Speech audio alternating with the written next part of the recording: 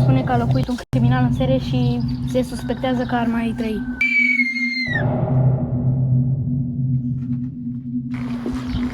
Restaurant ciudat. Ar trebui să-l aleg eu. Nu Salvina.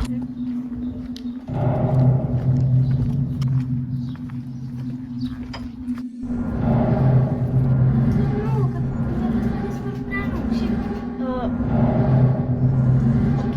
Să ai părul prea lung? Da. Merge din Dubla. Nu știu, cred că se altfel.